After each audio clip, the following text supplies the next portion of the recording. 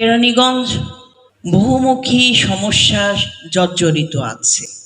বিশেষ করে ঢাকা-৩ আসন দীর্ঘ ১৭ বৎসরের অনিয়ম দুঃশাসন জাতাকলে ঢাকার প্রাণকেন্দ্রে এই ঢাকা-৩ আসন আমরা যেদিকে পা দিয়েছি সেখানে অবহেলিত জনপদ আমরা পরিলক্ষিত করেছি।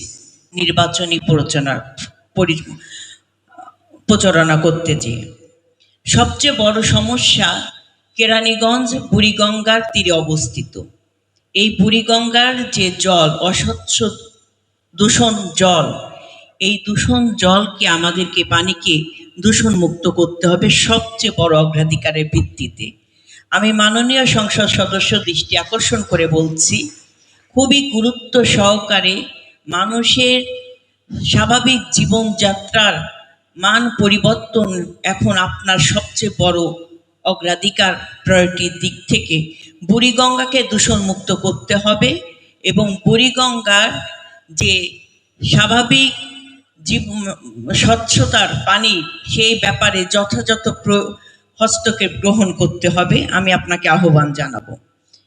পবিত্র মাহে রমজানকে কেন্দ্র করে এবং তার আগে এবং পরে আমরা নির্বাচনী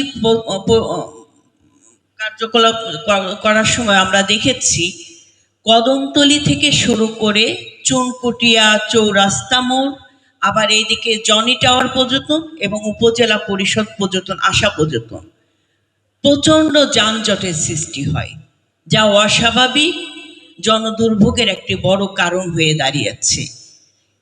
আমি আপনার দৃষ্টি আকর্ষণ করব এবং টিআই সাহেব যিনি উপস্থিত আছেন, আমি আপনার দৃষ্টি আকর্ষণ করতে চাই। একই সাথে দক্ষিণ থানা এবং মডেল থানার সম্মানিত অফিসার্স ইনচার্জ আপনাদের দৃষ্টি আকর্ষণ করতে চাই, সমন্বয় করে টিম করে এই যানজট নিরসনের জন্য যথাযথ প্রয়োগ আপনারা গ্রহণ করবেন, উদ্যোগ গ্রহণ করবেন, এটা আমি আপনাদের কাছে প্রত্যাশা করি।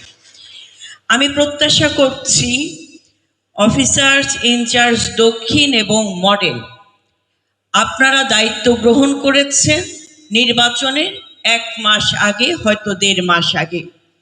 আপনাদের অতীতের যে ডায়েরি, এই ডায়েরি আপনাদের সন্ত্রাস, অপরাধ, মাদক, ছিনতাই, ডাকাতি, যে কোনো ধরনের অপরাধমূলক কর্মকাণ্ডের সাথে কারা লিপ্ত তাদের একটা তালিকা আমরা জানি প্রতিটি থানায় থাকে, লিপিবদ্ধ থাকে।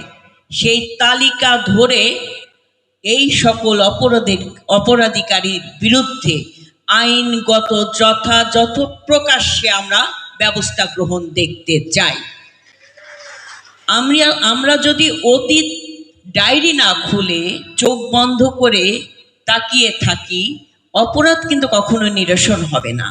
একটা থানার অন্তর্ভুক্ত একটা অপরাধ চক্র কে বা কারা প্রত্যেকটি থানায় লিপিবদ্ধ থাকে, নথিভুক্ত থাকে। তাই তাদেরকে আগে আইনের আওতায় নিয়ে আসতে হবে এবং তাদেরকে কারা এখন পুনরায় আবার সহযোগিতা করছে তাদেরকেও আইনের আওতায় নিয়ে আসতে হবে। আমি আপনাদের দুজনের দৃষ্টি আকর্ষণ করে বলছি, মাদক জিরো টলারেন্সে থেকে আইনগত ব্যবস্থা আপনারা গ্রহণ করবেন। দলীয়গতভাবে যে ধরনের সহযোগিতা আপনারা চান আমরা আপনাদেরকে সকল সহযোগিতা করতে আমরা প্রস্তুত আছি।